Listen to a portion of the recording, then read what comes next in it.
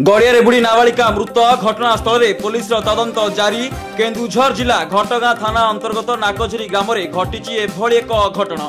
School आसी खेलने जाइथा बेले गड़िया बुड़ी दुई नाबालिका मृत्यु होता सूचना। मृतक अमृता बल और उर्मिला नायक होता बेले लगान वर्षा गड़िया पानी भर्ती असावधानतार दुई नाबालिका गड़िया बुड़ी जाते।